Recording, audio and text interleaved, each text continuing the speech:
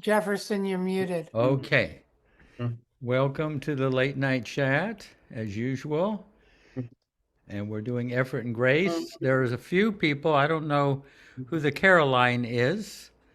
Is it the Caroline from Massachusetts? And Swamini. Anyway, well, you're welcome, much welcome. This is kind of a discussion on on Darwin's book, Effort and Grace, and all the examples you can give from your own life help in just making clarifying what Darwin is saying. So let's have Jacima, if you can post that email. Yeah. Is this readable? Have I got the is Mm-hmm. that a typeface that's been okay for you folks? Yeah. Okay. Yes, these senior eyes really appreciate it. Yeah. Yeah.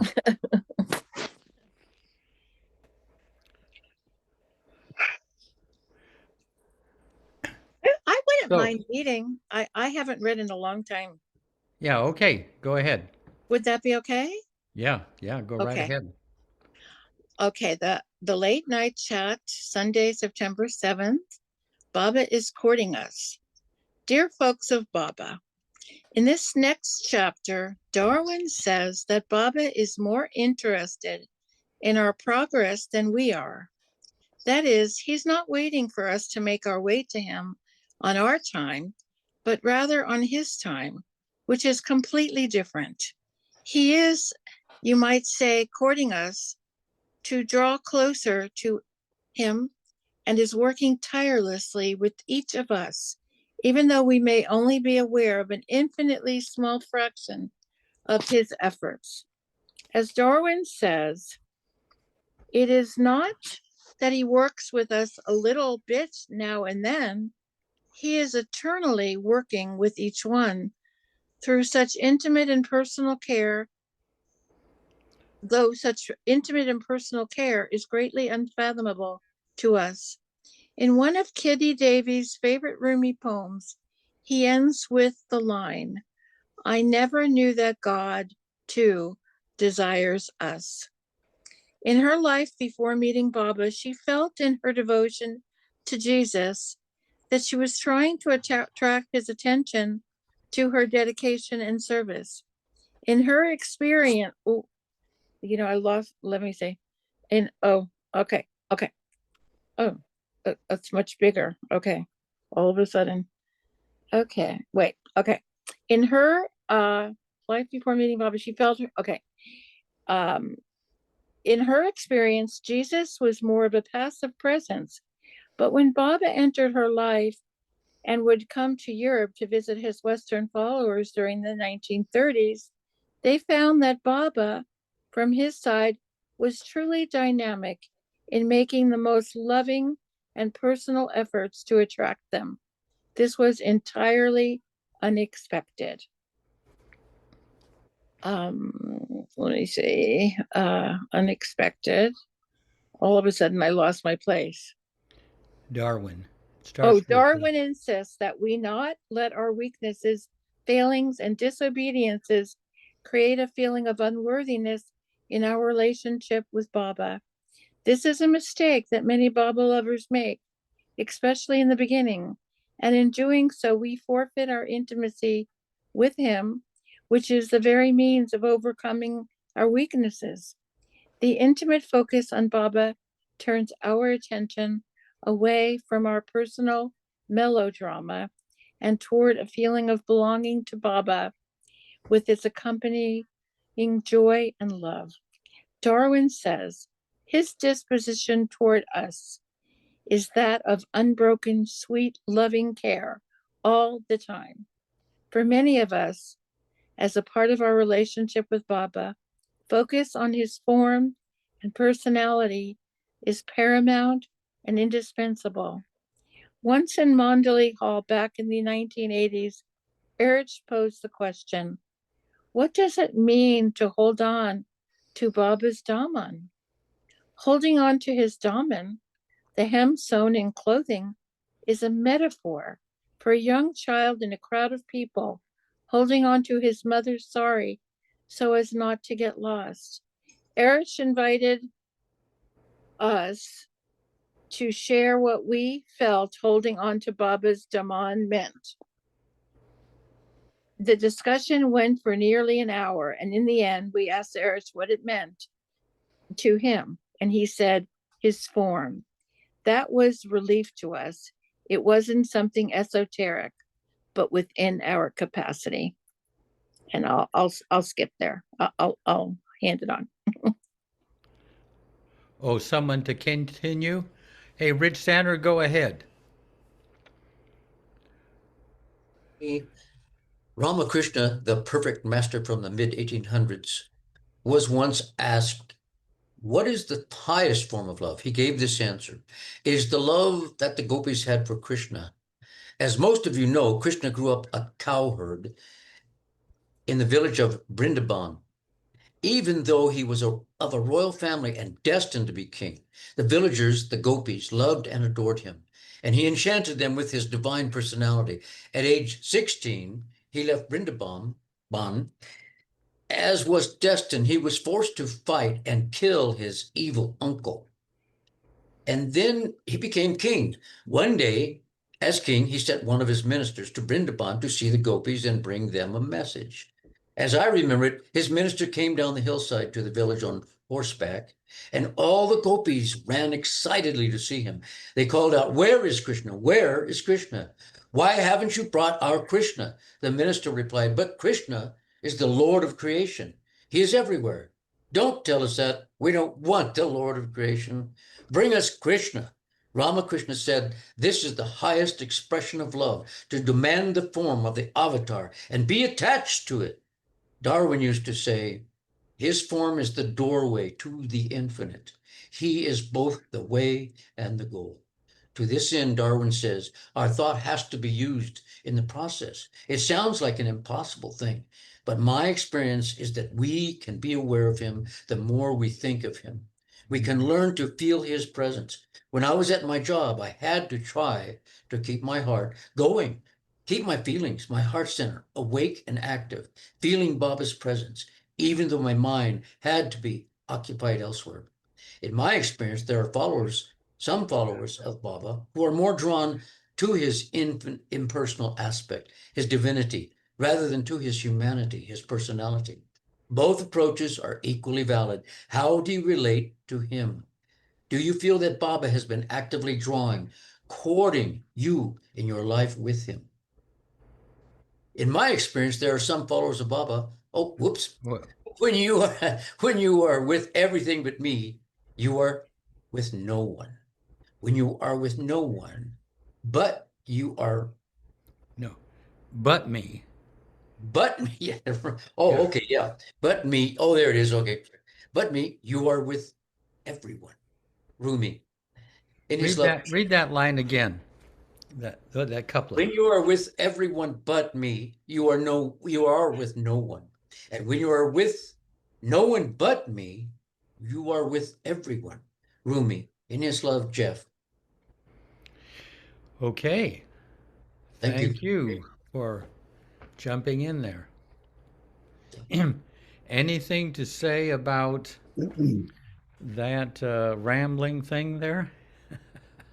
Oh, we got Marta. Your old sidekick is there. Oh, my sidekick, Candy. Yeah. Yeah. Yeah, when I read that, I was like, oh God, okay, so that's good because that's how I felt. Okay, when Baba dropped his physical body, I felt like everybody was going, oh, but now he's everywhere. Oh, now he's everywhere. Oh, it's even better than before. And I was like, no. And I was bereft and miserable and crying and felt terrible because I was attached to his physical body. So I felt like I was like not spiritually, advanced. They were all more advanced than me because they could now feel Baba everywhere. And stupid me, I was attached to his physical form. So now I'm reading this. So it's okay, I guess, huh? Yeah, you've been moved into a category, new category. That's So okay. Candy, It's I have a it's okay. question for you. No, Candy, Yeah, knowing that you never met him in his physical form. no, no, but I was still, yeah. No, yeah, that's right. That's right, but I was So still you attached. still had his pictures. I'm attached to I'm attached to his physical form. I'm attached to his humanity. I'm attached to his personality. All those things, you know. I don't know his divinity, really. I mean, Yeah, so. I'm of the same persuasion. And the amazing thing about Baba's form is by focusing on it, you don't shrink down, you expand. You know what I mean? It expands your heart. So Yeah, you're basically, yeah. And, yes, and he's so beautiful. yeah. He's so beautiful. I mean, how can you not, I mean, But that's what Ramakrishna said there, and uh, that the form, you think like that, it's an attachment. But one of the things that Baba said, he wrote that even though his form is illusory, it contains the reality. So look, it gets you looking in the direction of reality, you might say. But everyone that's not speaking, please mute so we won't have background noise. Thank you. Shall we start, Anything, Jeff? Oh, sorry. anything else to say um, about that? Otherwise, we can kind of go on to the text. I think it's on page 22. Jay Sema, yeah, he'll bring that up. Ellen, you want to read, please? But I think it's on. Does someone know where we left off exactly? This edition is not 22, so it'll take me a second here. Yeah. Um, Who knows where we left off? In my book, it's page 38, changing 38. values. Yeah. Yes. Okay. okay. Okay, I think that, no, wait. We read that. We read all the way up to, we're starting at Isn't it- interbarometer. Sanskara potholes, is that it? Yeah, I think the Sanskaric potholes was the. That's right. I put a post-it there. I don't know. Yeah, I think you're right. But one thing I wanted to ask you before we read, does the term of the metaphor an inner barometer, would you would you describe your inner scanning as something like that? Do you folks do that on a regular basis? I mean, is it part of your inner life with Baba? I'd be curious if anybody wanted to say something to that. Ah, no hands. I can't see anybody, so, There's Sarah. Yeah. okay. Isn't it inner potholes? Sanskaric potholes? Yeah, but I was just asking about the inner barometer. Oh, okay. yeah, can you explain that what you mean by interbarometer a little better? Yeah, it's like scanning your interior to see how you're feeling, where your emotions are, where your desire nature is, getting a reading on that, not with the mind, but with awareness itself, kind of reading the state of your body. Is it flowing? Is it kind of stalled? I mean, this is something that Erich encouraged in me when I was young, to track your feelings and everything. So you pick them up when they first kind of enter. You don't just pick them up, when they're already have all the momentum. I don't know. We got a few hands. Is this about this inner barometer? Okay, Sarah. Okay. Yeah, I thought that was a really good idea, and I don't do that. Because I always assume that, I know what I'm thinking or feeling, and maybe I do, maybe I don't. but lots of times I probably don't because then the alarms start ringing. So if I did the interbarometer thing, that'd probably be a much better idea. And I like the idea of doing it with Baba, like for some reason I was leaving him out of the whole process. It was just like me and me. But of course Yeah. that's silly. So if I remember Baba, I should be remembering the barometer thing at the same time so I don't lose my sanskaras on someone or something, Yeah. No, good. Yeah. I mean, it's like lifting up the hood of the car so you see, how it operates, and you can with Baba, you can make a few repairs so you don't get stuck somewhere on Good the idea. freeway on the side of the road. Yay, Rich. Yeah. I think I do it constantly, but I think sometimes I may get confused between how the world is affecting me and what I'm feeling, sort of where I'm at with that, and if Baba, if the light is coming through, and so I'm not always present with Baba, but I seem to always be calculating what's going on with myself. Mm-hmm. Yeah. Tapping in or monitoring. Yeah. Rob. Hi. Yeah. Listening from afar for a while now, so thank you. This Yeah. has been such a great offering. But the whole idea that of the barometer or the emotions getting a hold of us, and or at least in my case, getting a hold of me and running the show, if you will. But it has certainly been an experience. But I like what you said about Erich.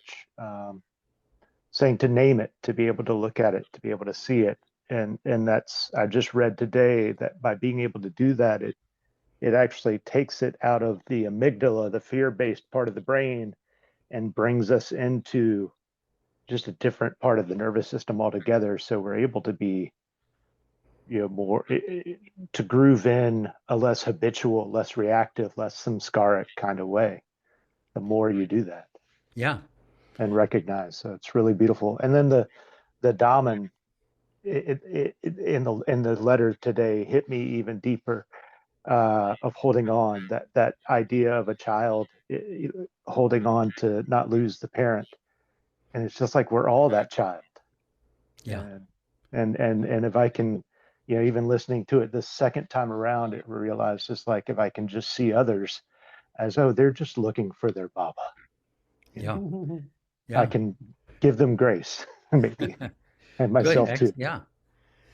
Can you give an example of something that you might find when you're scanning the interior? Can you give an example of that? Because I'm having a hard time. Maybe I do it, but I don't know. I'm not sure because I'm not exactly sure what you're doing. Yeah. You talking to me? Yeah, sure. Yeah. I mean, like I say, I mean, Darwin used to talk about the first tremor of anger that enters you. If you can get it early on and give it to Baba, that's the fastest. Because if it comes into you, you don't give it to Baba, the mind picks it up. The mind puts it in time and space and history and everything, and it starts to get more and more complicated. Then it hits the emotions, and then it really, so it's about kind of picking these things up early, because sometimes somebody, I can tell that they're very angry, they don't even know how angry they are.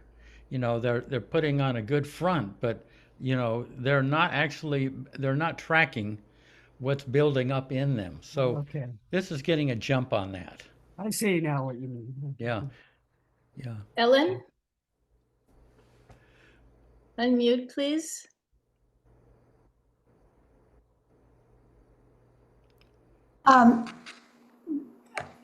Regarding the interbarometer, Don Stevens talked about that and said that there's that moment that you have where you still have a choice. And I was just getting the image when Jeff was talking of a ball rolling down a hill, a heavy ball. If you catch it while it's still at the top of the hill on the precipice, you're good. But once it starts down the hill, yeah. A great metaphor, really. Yeah. Did you want me to read? Sure. Yeah, yeah, go ahead and read Am the, I reading sanskaric potholes or inner barometer? I think it's the Sanskaric potholes. Okay, Yeah. all right. Wasn't that where we left off? Marion Yeah, knew. yes, I think it was. I think it Yeah. was. Yeah, okay. Sanskaric potholes. It is a delicate undertaking to gain control of one's thoughts and feelings without any coercion at all. Effort, yes, but not coercion. It becomes a matter of seeing through the sanskaric complexes, which are based on erroneous knowledge, beliefs, and limitations, and being resourceful enough to take evasive action. All this is in relation to one's own specific sanskaras. It is like going for a walk on a known route. We come to know the wet, slippery areas, the potholes, and where the route leads. The first few times, we might make a mistake and fall into a pothole, but we soon get enough sense to walk on the other side of the road or choose a different place to step. When we have learned from experience where our sanskaras lead, we come to know that we have to redirect them early. After a while, we can see the beginning of sanskaric pressures and start to counteract them at their earliest manifestation. It is like a railroad worker observing a train peacefully chugging along. Suddenly, he notices a rogue train barreling down the same track from the opposite direction. He quickly throws a switch in order to divert the rogue train to a side track. Then he smiles as the first train, now out of danger, whizzes by. The first train represents truth, and the rogue train represents ignorance due to our sanskaras. We can learn to take subliminal evasive action to switch our train of thoughts and feelings at the first sign of impending trouble. We have to learn how to maneuver the mind so that we have more control. Not willful repression, but a redirection of our energy so that we experience more inner freedom. Eventually, the thought patterns are no longer able to control us. Instead, they come under our control. This is not blind control because it is backed by understanding and subservience to truth itself. Gradually, we become aware that everything really is illusion, and we become a channel of love, a river of love, an ocean of love. Jai Baba. Yeah, Nice. yeah. Not just a little side stream. You know, here's another aspect of this that maybe Darwin goes in later, but suppose in the course of a day I have certain moments of jealousy, but I just kind of let them go. They're nothing really big, and I don't give them to Bob. I'm just kind of lazy about it. You know, I don't.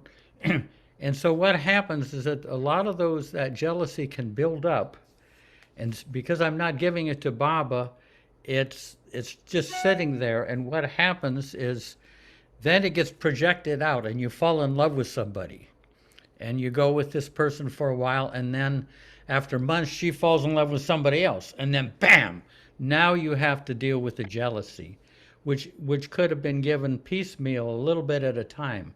But if we don't, it kind of builds up, and it gets projected into our life, and it's always much more. I mean, now you got this two people to deal with. You know what I mean? I mean, this is not infinitely more complicated than if it had been given to Baba all along. You know, so that's another aspect of this inner diversion, you might say. Yeah. Okay. Or anything to say about, what Ellen just read? The sanskaric potholes. Okay, let's go on to the next. Seema, if you can bring that up. Oh, go ahead. Yes, Candy. You're muted, Candy.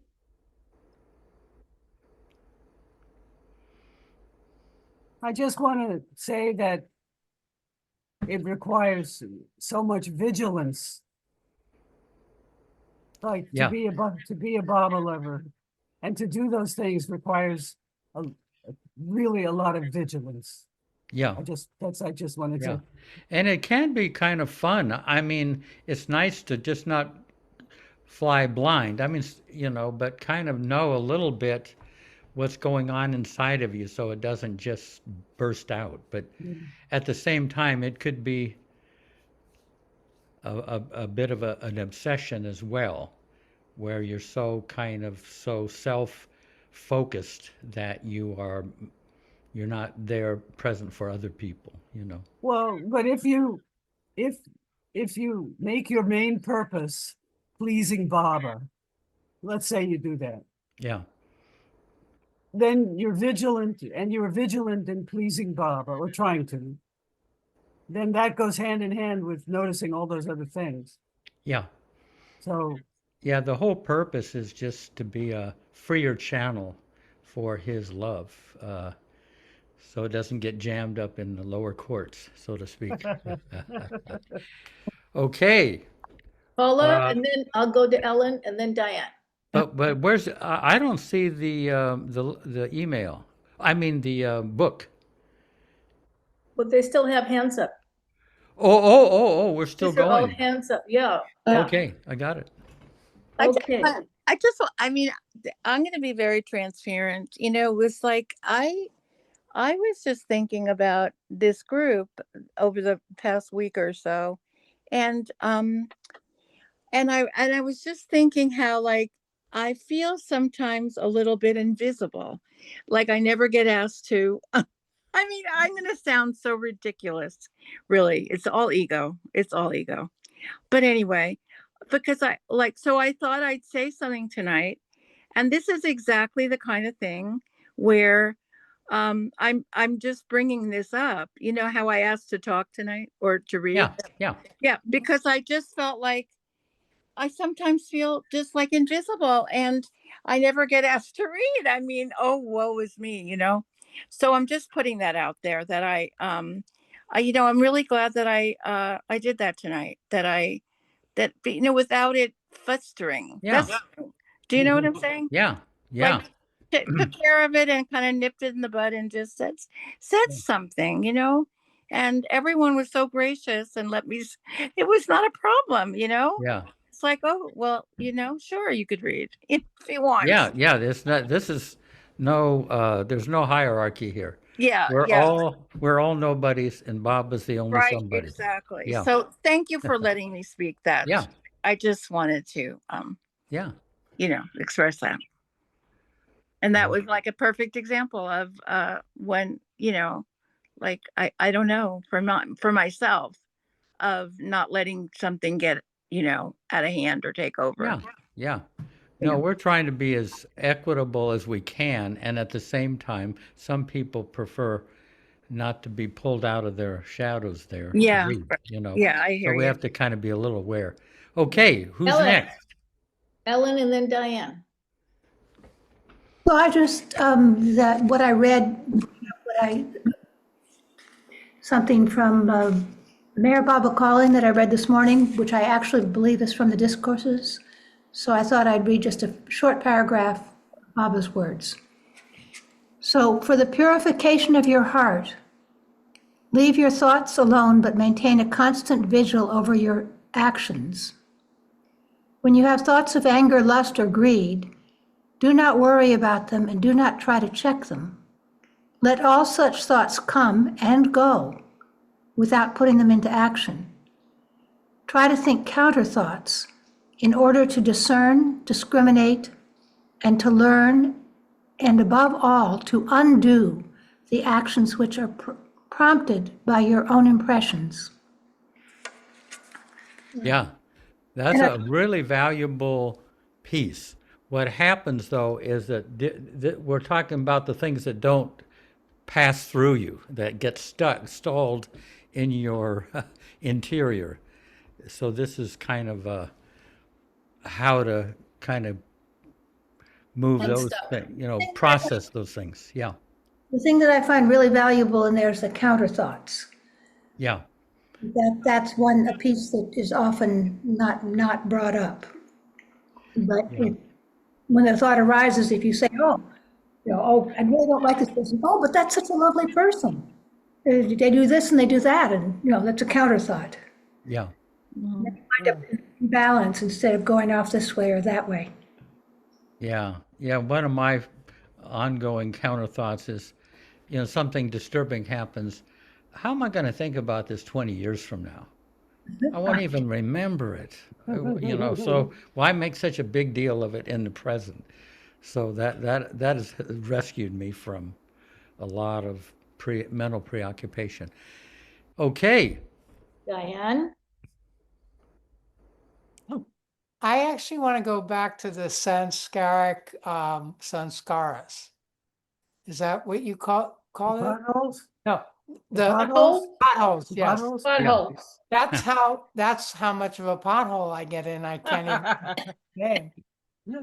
So I was really surprised nobody talked about that because I thought we could go on for about 3 hours on that. Uh-huh. What I'm not even. I always equate sanskaras with things I talk about in therapy. Am I on the right track here? Therapy. Well, that's definitely therapy is dealing with, all the complexes of our sanskaras, definitely. It's and especially if it's hard to give it to Baba, it's not quite real enough. You're not feeling him really enough during the day. Therapy, all that helps, I feel, to get a little more space and understanding of all these forces running through us. Yeah. Jeff, without, if it's okay, or Jeff or anybody, how do you identify, oh, this is a sanskara? Is it something that trips you up? I think most sanskaras are Andy, don't actually laugh at me. very deep. I think most sanskaras are actually very deep. It's very hard for anyone else to give you therapy around your sanskaras. I think you have to become a witness to them for yourself. And that draws out your individual initiative to seek a clear experience, with Baba, J Baba. Yeah. Thank Yeah, I Ron? mean, I think anything that's going on inside of you is your sanskaras. Love, as Baba says, is impressionless. It comes from beyond. It comes into our sanskaras, but it's not. It moves our sanskaras, but in itself, it's impressionless. That's the beautiful thing. That's why love is the best thing going. It dissolves. Jeff, did Darwin have anything to say about therapy? Let's see. I don't think he had any objection. He was for when you have problems and complexes and everything that you are not able to get to resolve with Baba. Sometimes a profound trauma that you've had. There are people that can help you with trauma. It's not like that it's a non-Baba thing. They have understanding and ways of helping you out of trauma, say.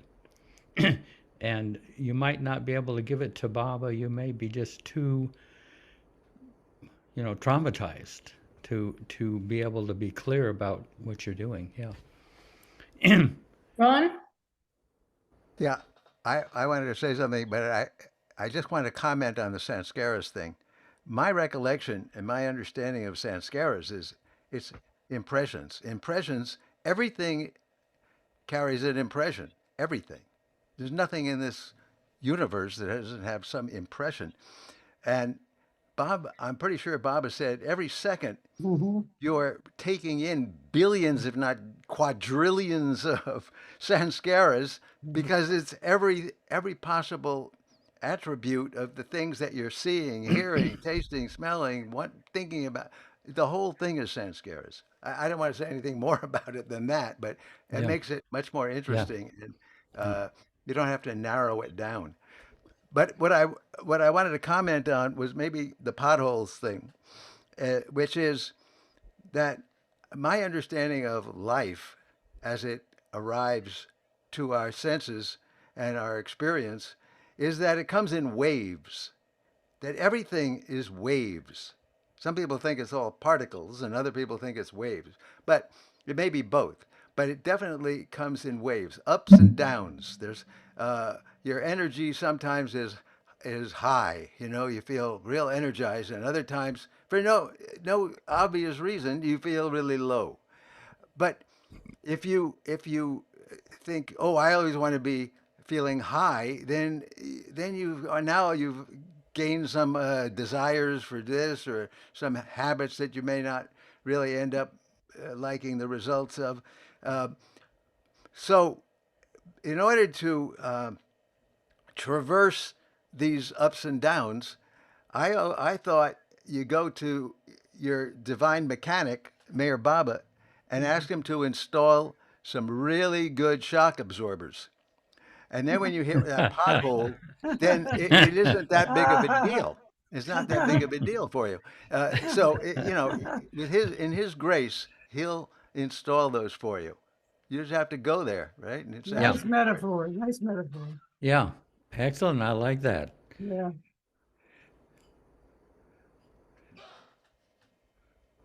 Bob had his hand up earlier. Yeah. I did. I don't know what happened. It went away, but thank you, Ron. That the image of waves really makes sense to me because it's kind of what I wanted to talk about. The first sentence in this pothole business, when Darwin says it is a delicate undertaking to gain control over one's thoughts and feelings without any coercion at all. I mean, thoughts are one thing. I can. To me, they don't seem to have the energy that feelings do. And when the wave of, sometimes I wake up in the morning just happy, and sometimes I wake up in the morning sad. And I think, where does this come from? I mean, I'm in this dark place that I didn't create. I didn't do anything. Just there it is. It's the wave. It's the wave of down, and the only way that I can even think of to think about that is to say, oh, all right, this too shall pass, Baba. I don't know what this is, but you're here doing whatever it is you need me to do, I hope. So I don't know. And it's the same thing with, if I feel really joyful, that's wonderful, but I know that's going to pass too. So I don't know. Sometimes the only thing that I can do is be in it, be in the pothole. I mean, there's no way for me to cut it off, which is kind of what this is talking about, and seeing it early enough that you can kind of go in another direction. But with feelings, I can't do that. I don't know. Yeah, that's Darwin used to talk about waking up in the morning is like finding yourself at a railway platform. Don't just take the first train going out, train of thought or even train of feeling, because you might wind up in Newark, New Jersey, with the oil refineries. But but to center in Baba, I mean, that's where the work begins. I mean, I wake up heavy. I gotta say Baba's name for a good while just to get for the fog to lift, eventually getting to Baba's presence. So Right. that is what fuels my day. But you might wake up in a pothole and Baba's name will get you out of it.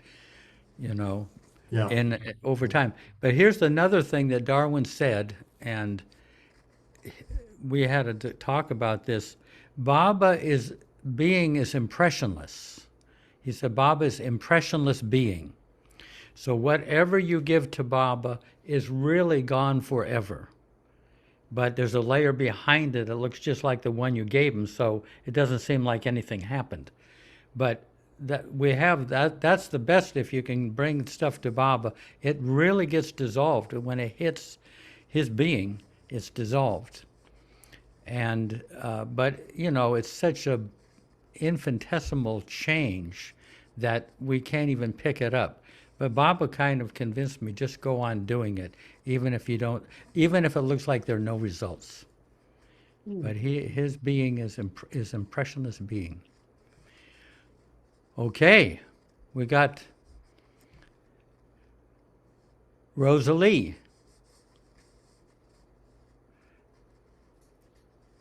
Ooh, Jai Baba. yeah. You know what really made an impression on me in my time in India was that Mara was impressionless. Yeah. And for me, that was like, I don't like hearing of all that sanskaric. It just feels so Catholic Church, mortal venial. And then Baba did say in The God Speaks, he has that conclusion that God cannot be theorized or talked about. He could only be experienced, So I don't know. I think it's interesting that word sanskara, it's like scary. It sounds like scary, or also it sounds like you're scarred. What do? You're scarred. Is this scab going to go away? But anyway, I wanted to share something fun. I mean, it's fun for me because I feel joy with it. It's from the mystical language, and now these are the mystical language that were in Adi Keirani's files, so they were not printed yet in the Meher Baba journals. And they are unbelievably helpful. And this one I love. It says, I even put it to a little tune. It is all very simple. It is all very real. It is all to be in you and in me, in one all act of joy when I in you realize in you, one in I as me. See this, and in this be happy. See this, and in this be real and good to others. And that's Narina, Baba through Narina, right? That's Baba speaking mystically. She received it intuitively. Yeah. Yes, through Narina. Yeah. But these were not published. They were ready for publication in Adi Keirani's file. So they are unbelievable gems. Yeah. And I think that's the part of, and Erich was saying, what's the next step? Sharing, because we certainly don't need any priest or imams or whatever they want to call themselves. I even saw it on a tea bag one time. It says, deal direct with God, avoid the middleman. And I think if Baba's giving us anything by his physical presence, which I still feel is very strong, it's so strong in a way that it's going to take even longer to manifest. We have so many changes to go through, but I think Baba said to Adi Keirani, he says, as Christ before he took us from sensation, he perfected sensation with reason. And now he's taking us from reason to intuition. And I would say my aside comment is reason gone very bad. It's really pretty rotten. Because it isn't reasonable to worry, yet everyone seems to be worried in the world. That's why he's here, right? Yeah. Anyway, Thank you. Thank you, I hope Rosalie. that brings you a Yeah. little joy. Like, I don't Yeah. know. I just love singing that. Jai Where, Baba. where Yeah. can we get that? Where can we get that, Rosalie? What you read? Where can we get it? It's Mystical Language 12. You can get, if you give me your email address, you can Yeah. print these things out yourself. Yeah. Why I love that is no one has to read them to you. I read them to myself, and they're just unbelievable. Like, say this one says, to see, to know, to realize in himself truth, man is God longing. I love that. Can Yeah. we move on with the reading of Darwin, please? Oh, of course. Yeah. Thank you. Jai Yeah. Baba. Yeah. Okay. Where's the next section, Jaysima? Can you put that up? Christina, do you want to read? So is this the right thing? Sure. Thank you. Wait. Where are we? No, we're keep going. Keep going. Oh, wait. Sorry. Yeah. We got to go back. Yeah. Go back the other way. I guess to the beginning of this section. Wow. No, you're going the wrong way. Changing our values. Changing our Yes. values. Yes. Yeah. Going down. So Changing our values is before. Huh. Keep on going. Keep on going. I think we missed the first. Okay. Changing our values. Let's go for that, I guess. Yeah. Chapter Yeah, 7. there it is. Chapter Okay. 7, changing our values. Yeah, I guess that's where we're at. If Okay, we take, Rosalie, you want to? Oh, yeah. No, Christine is reading that. Yeah. okay, thanks. Rosalie can read if you want to read, That's Rosalie. fine, Christina, you're on. Yeah. Okay. Yeah. If we take even one step, and we all know one step we could take right now, we begin to experience a little light and a little more of reality. After we take 2 or 3 steps, and then more steps, we see more and more light, and we begin to realize that we have been in a dream all along. Darwin Shaw. It takes a lot of deep inner working to weed out desires, give up our misconceptions, and overcome our false sense of limitation.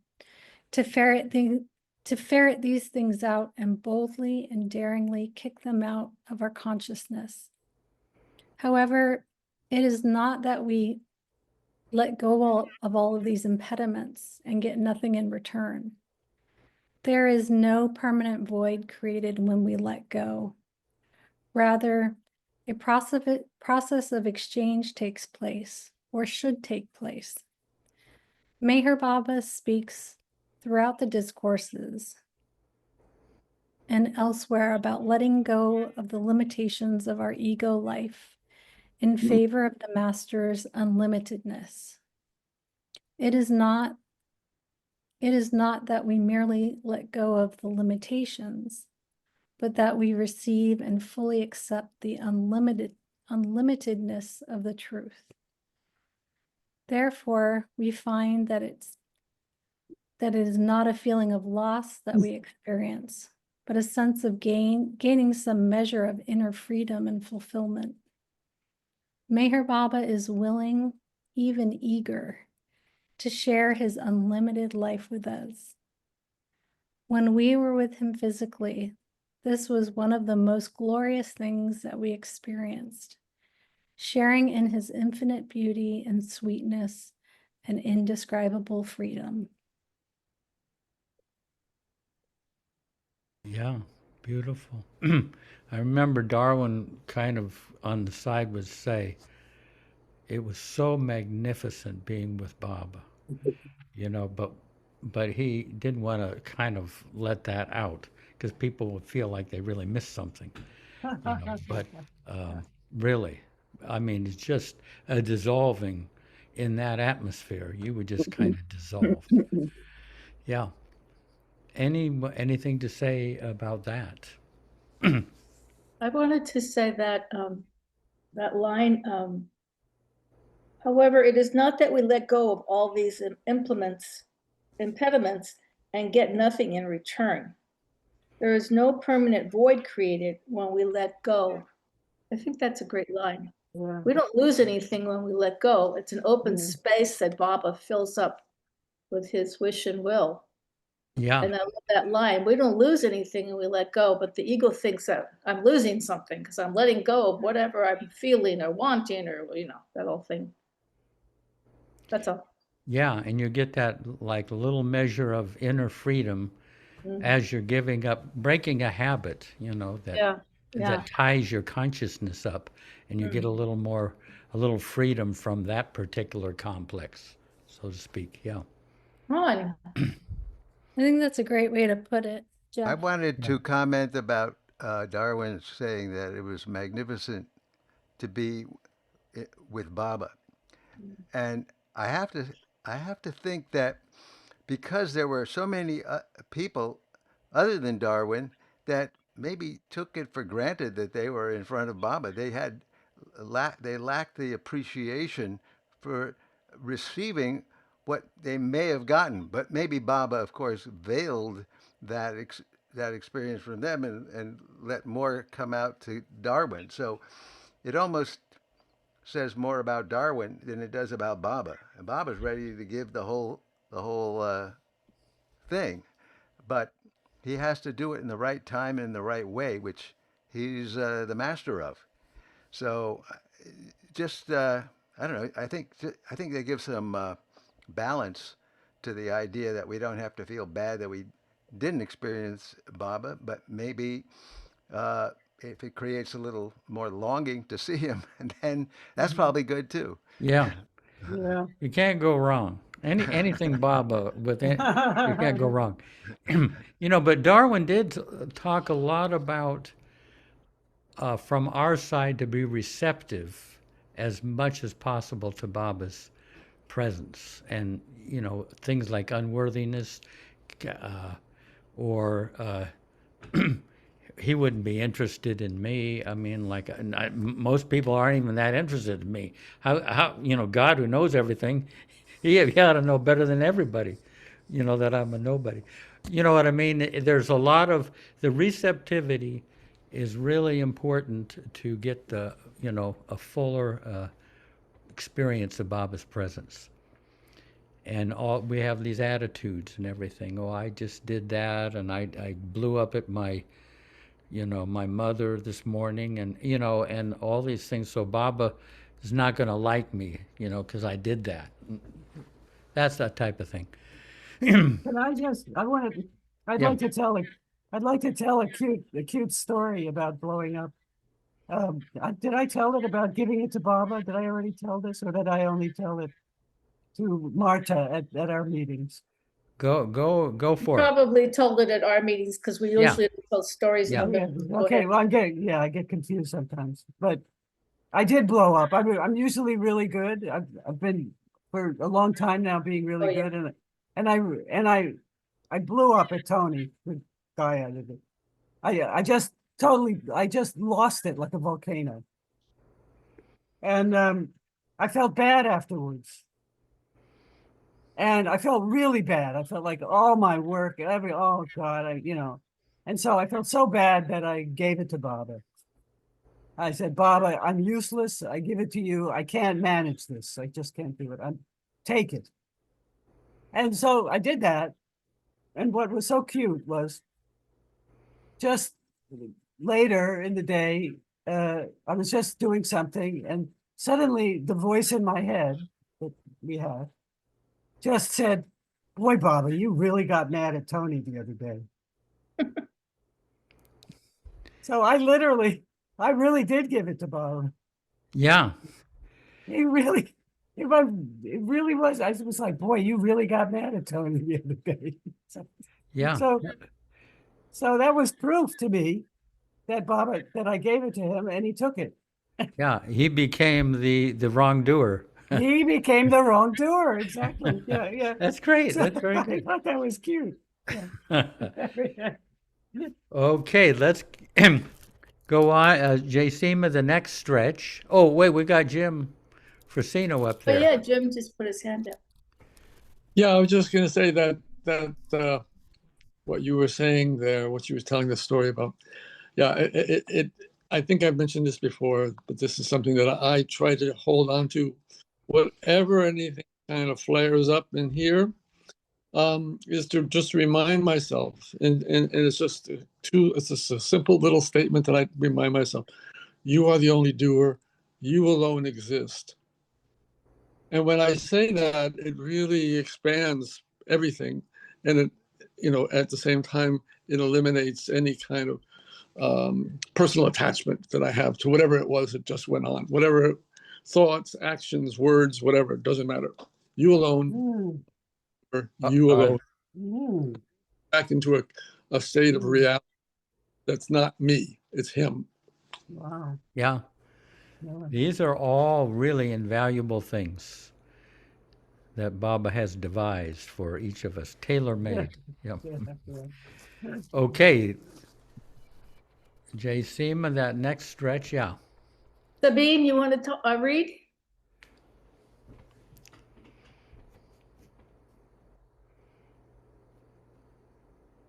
Sabine? Sorry, couldn't find my unmute. That's okay. button. I don't see you, so I'm not sure you heard her. No problem. Okay. So I get a second chance because I read that last week. An exchange process. Letting go of limitations requires not only paying attention to our thoughts and feelings and the illusory forces we allow ourselves to be swayed by. It also requires examining our values, especially at subjective levels, and exchanging relative or false values for more real values.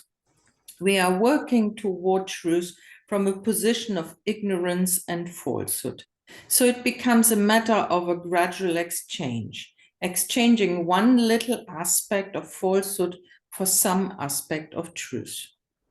At each step along the way, the play of imagination lessens.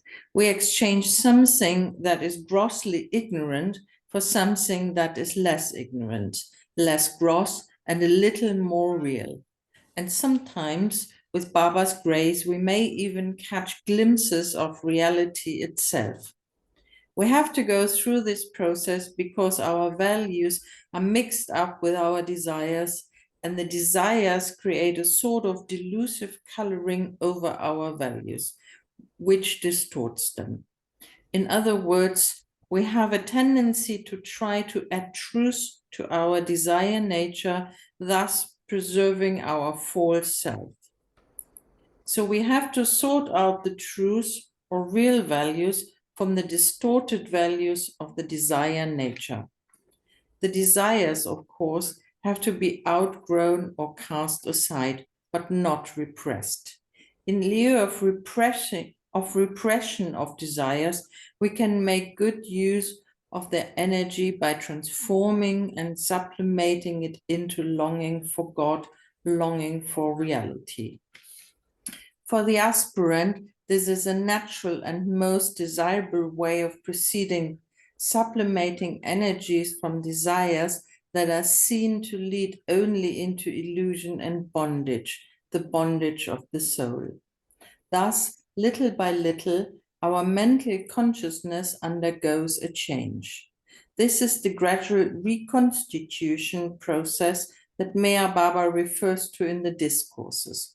Since, as Baba says, all finiteness and limitation is subjective and self-created, it is in our own hands to work at subjective levels, especially the heart level, to correct what is false and replace it with a real. Yeah, beautiful. Now, can anyone give an example of shifting from the lower values to higher values? And he talks about the lower value, the higher value gets kind of colored and layered over by by some desire or wanting. How that works. Yes, Ron? Rich, I'm sorry.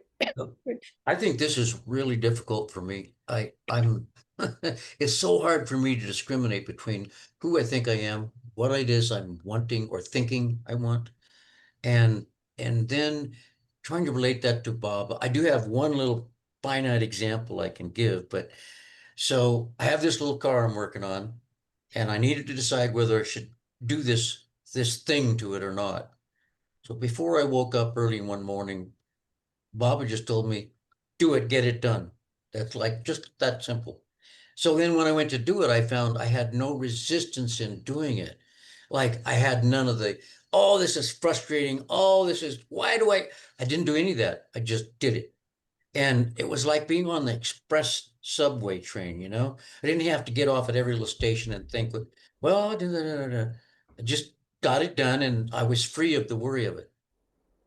But that's that's a pretty limited example. But that's all I got. Yeah, great. And that's the beautiful thing about Baba. Sometimes when he becomes the doer, things just flow. They get lovely orchestrated. Yeah. I can think of an example like, say, you really like, say you're a professor or something like that, and you really enjoy interacting with the students and everything. But then you might have some ambition that comes over that, your kind of natural loving interest, but then you want to see if you can get, what do you call it, get tenured. So you're really kind of pushing the thing. So the ambition is starting to color that. So it's separating that higher value, the love of giving, interacting with the students, and drop away the desire to, to become recognized. That's just an example. Yes, Sabine. You have something, or does your hand just I more have a question. I think where I stumble with this is it says we have to go through this process because our values, and I think I always equate values with something positive.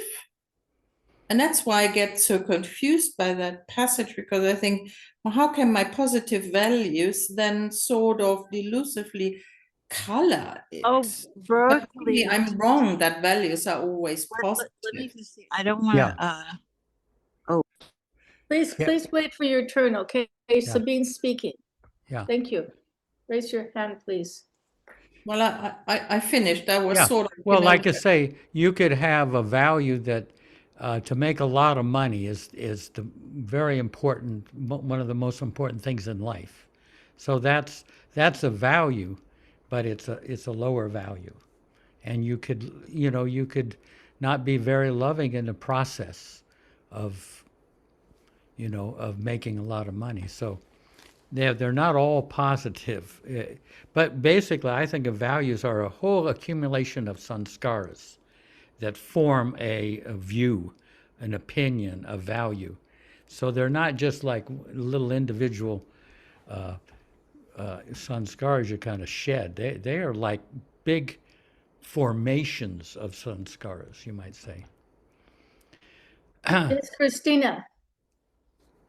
No, I was just going to talk about money, Jeff. And you kind of hit the nail on the head, I think about my work, and we're given opportunities to make more money through various channels and ways, and I really it's so easy just to like slide into oh, I'm just going to make this money, and really, and it just it just kind of creeps, right? And unless there's some sort of higher motivation or higher value attached to it, it doesn't, I've noticed it certainly does not feel good. Doesn't feel right. Yeah, and you might get yourself at a level of responsibility that spoils the fun of the job, say. Yeah, yeah, and Yeah. that's true too. Yeah. So it's, I can feel it when it's starting to happen, and that's when I take a big step back and I go, what am I really doing here? Right. Yeah. Yeah.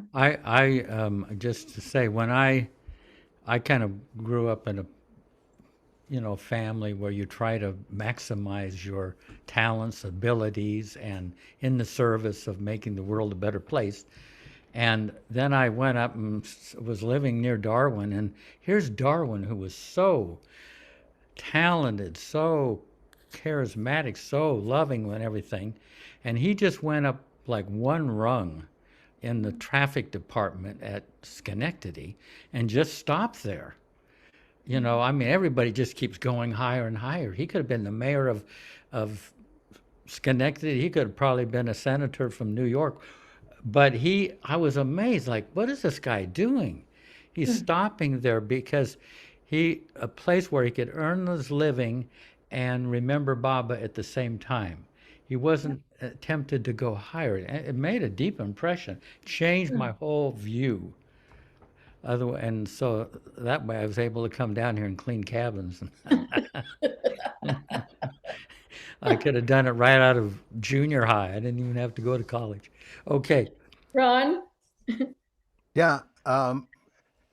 It sounds like what you're talking about on that last comment, Jeff, is the Peter principle, where when you rise to the level of your incompetence. So people like to rise in in what they think is the higher position, but if you'll eventually, if you keep going without really the practical lasting value of what you can actually do well, you'll end up as an incompetent person who has this high position. But it also reminded me of when Roshan Karawala came to the Bay Area one time, and she was in the kitchen cooking and telling us about all kinds of different things. And two things I noticed. One was water. She said, Baba didn't like us to waste any water. And that is I mean, and he went through this whole thing about what's required in nature to bring us potable water, and how if we waste it and pollute it and do all these things, it's not good. It's a weakness on our part to not value it. And the other thing that she did was when she took the rice out of the pot of rice that she made, every grain was scraped out of that pot. And, you could tell that this was something that Baba had instilled in her to take these things seriously and make them valuable to you. And instead of the things that are that the culture says are valuable, like one thing I heard about was that God makes everything that is really truly valuable in abundance. And what do we do as human beings? We normally take them for granted because they're everywhere. It's all over the place. But if you don't have any air and water and decent soil and all this, which is everywhere, you're not gonna you're gonna find that you really need that more than the Babe Ruth rookie card, where there's only like three, or things like that. So that's what I think is a good example for values. Yeah. Lasting values. So we'll make this the last comment because we've come up to the past 11. a little past Jim. 11. Well, okay. I mean, this is not my design, but this was Baba's seeming design. As you were asking about experiences, Jeff.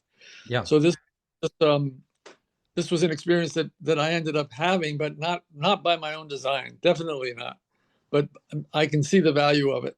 So what happened was when I moved from when I lived in America before I moved to Australia in 2001, I was working as an illustrator.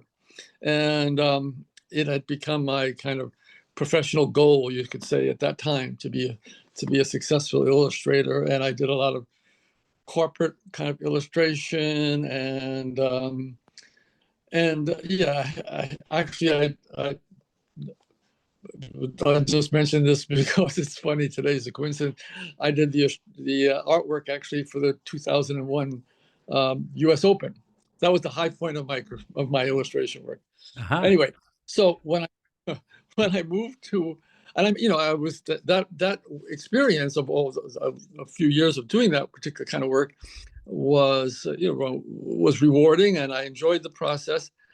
But it was I noticed how, and it was very cold. I mean, I would do this work for clients. I would never meet them, and we would hardly exchange any kind of communication other than the work. And when it was done, it was done. And I would never, maybe I would get a note of appreciation, but usually not. It was a job done, finished. When I moved to Australia, that whole shifted. There was a whole shift that happened, and I wasn't able to do that work anymore in Australia. And instead, what I ended up having to do after a couple of years of trying to formulate some way of a livelihood, I ended up doing caricatures and portraits at a local outdoor, what do you call it? I don't know, place where you have those kind of things. I forget now what the word is. Open market, something. Yeah. Yeah, market. That's it. A market, an outdoor market. It's called your Monday markets. For 10 years roughly, I did that work there, and it was for me on a certain from an artistic professional point of view, it was 100% humiliation. To go from the heights of this U.S. Open to doing little caricatures and portraits, but just get a big kick out of it, which is great. And I also, but the thing that really I appreciated so much in that experience was I would work with one person at a time. When I was doing their caricature or their portrait, they were my world, and I was their world. And I would talk to them. I would get a little exchange, get to know them a little bit. And my kind of caricature portraits were gentle and, what would you say, complimentary. And so when I would turn it around to show them what I had done, they were always happy, always pleased. And I oftentimes did families. I would do children, lots of children.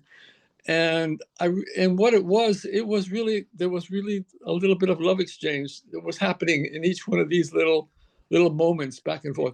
I hardly made any money. I barely survived. I actually, in a way, I didn't survive, but I worked it out. Baba took care of me. Let's put it that way. So yeah, I on one level, and again, I said this was not my design, but Baba gave me the experience, which is what I actually was longing for, and which was to have us be of service in some way.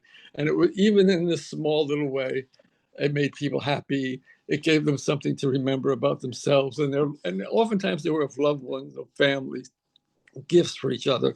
So yeah, it was strangely. From a material point of view, it was a step down. Perhaps on some level, it was something better. Yeah, beautiful. No, that's, yeah. No, the lovely, I mean, this great example, because you got the personal love, give and take of love with people rather than these impersonal clients. It's like a dealing with a GPS thing, there's nothing going on between you. Yeah. Yeah. Baba's design. Great. I like the examples. Okay. So, Goer, have you got any things you've got there? Well, I have a quote if you like, Jeff. Yeah.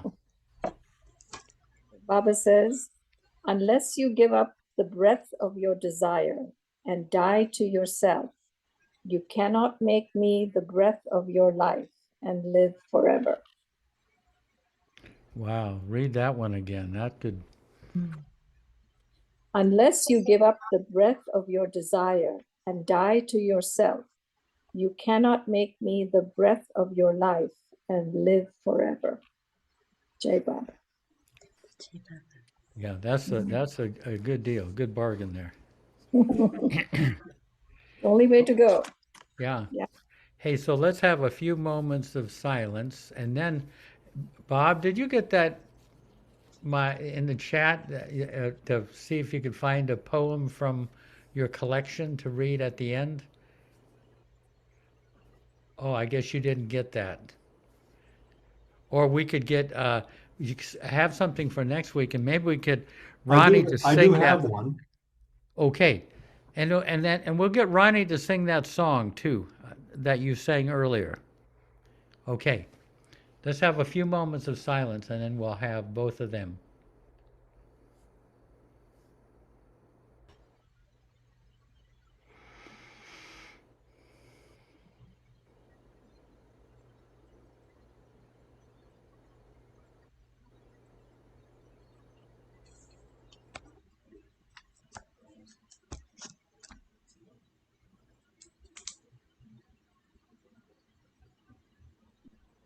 Jai Baba. Jai Baba. Yeah.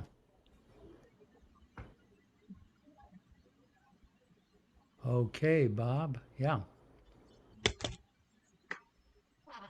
Okay. Yeah. When I was reading your letter, Jeff, and how does I don't remember exactly what the phrase was. The question: how does Baba show up, or how does Baba guide you in your day, something like that. And I thought of this poem. It's a short one. Drizzle, snow flurries, most leaves fallen. I walk in cold wind as feelings shift with clouds. You once said, "Find me in your heart," but how? Oh, Baba, throw this mangy, homeless heart a bone. Reaching my door, I find a small heart-shaped leaf at the perfect center of the threshold. I take it inside, gently place it beneath the picture of your feet, and thank you for your loving reminder. You, ever near and always caring. Oh. Hey, again, do it once again. This is beautiful. This is how he enters our life in so many beautiful ways. Yeah, but Baba has these little ways of, it's not like he appears suddenly and says something. Well, not to me anyway, but these little ways that he just shows up. And this was just one that I experienced. Yeah. Drizzle, snow flurries, most leaves fallen. I walk in cold wind as feelings shift with clouds. You once said, "Find me in your heart," but how? Oh, Baba, throw this mangy, homeless heart a bone. Reaching my door, I find a small heart-shaped leaf at the perfect center of the threshold. I take it inside, gently place it beneath the picture of your feet, and thank you for your loving reminder. You, ever near and always caring. Oh. Yep, beautiful. Yeah. That's our Baba. Yeah. Okay, and now. Ooh, wow. I like they got these new features on the hearts kind of flowing up from the. So, Ronnie. All right. Here we go.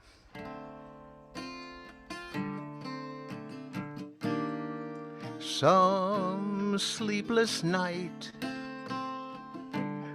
if you should find yourself alone, let me be the one you run to. Let me be the one you come to when you need someone to turn to. Let me be the one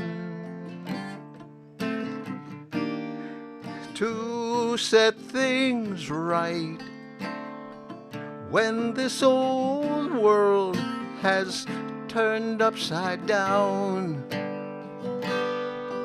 Oh, let me be the one you run to. Let me be the one you come to when you need someone to turn to. Let me be the one. For love and understanding, to find a quiet place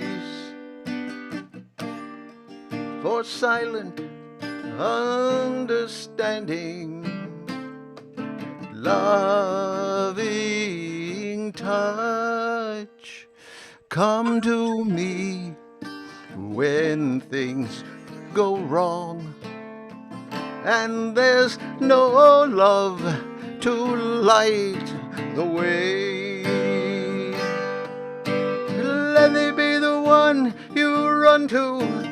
Let me be the one you come to when you need someone to turn to. Let me be the one.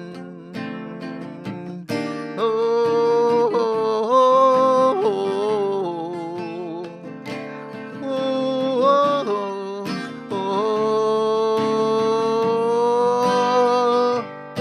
oh, let me be the one you run to. Let me be the one you come to. Let me be the one you run to. Let me be the one you come to when you need someone to turn to. Let me be the one.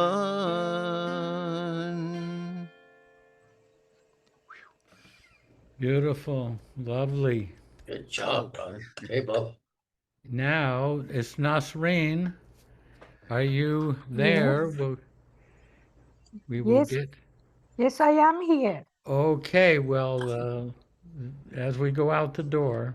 Okay. Avatar meher baba kije. Avatar meher baba kije. Avatar meher baba kije. Jai Baba, thank you. Jai Thank you, Baba, Jai thank you, Baba. Jai Nasreen. Baba. Jai Hey, Baba, Baba. Jai Baba, Jai Jai Baba. Baba. Hey, One Bobby. day you will see me personally. Yeah, you're going to be here in September, right? I mean, October. Oh, they're okay, going in October. yeah. So are we going to start with the inner barometer next week then? Or did we do that? That's kind of where we just now left off, but did we start with that?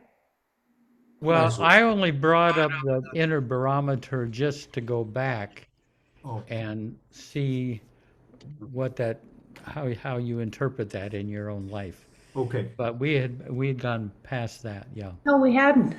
No, we Oh. haven't. No, I mean, Oh that's the my next God. heading. Yeah. Oh, sorry. I Okay. You got a lot of help, Jeff. There's a lot of people yeah, that are my Well, that's when I go. the I'll elevator put my doesn't go up marker. to We'll the figure top it out. floor. Instead of turning within, we're reading backwards. Yeah. Hey, Jeff, What? I want to mention something. Gabriella and Judy Scheck are going to India, and they will be there with you when you're there. Yeah, yeah. You may know that.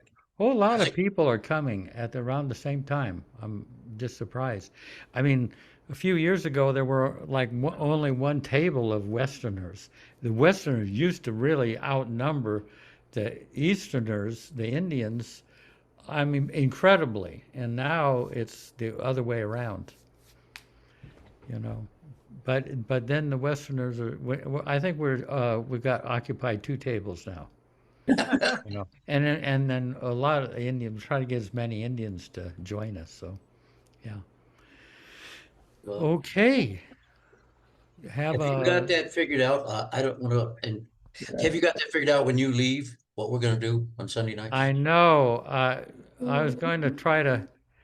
I was trying to think. I was going to give Goer a call, figure out. It's 5 weeks. I know, but Jim, I won't be here in between. I don't know if I could do it. Yeah. I know you're going to be there in I'm going to be Mayher in Mount. California, so Yeah. yeah. But I was just thinking though, what to do. You know, whether to get, you know, gets people to share their stories. I mean, we could have even some from amongst us to share your journey to Baba. That might be very nice. I mean, Rich has done it. Bob has done it. Marta did. Um, yeah, it would be kind of nice. Maybe we could do that, and maybe Diane or Terry could host it or whatever, or Goer could Marta's do it. natural too. Huh? Marta's a natural too for Yeah, hosting. Marta, yeah. But it would be kind of nice to hear. I mean, that was Mondley Hall. You got to hear how people's very touching stories, you know. And most of you have heard this, but Erich was asked, "Is Baba going to become a religion?"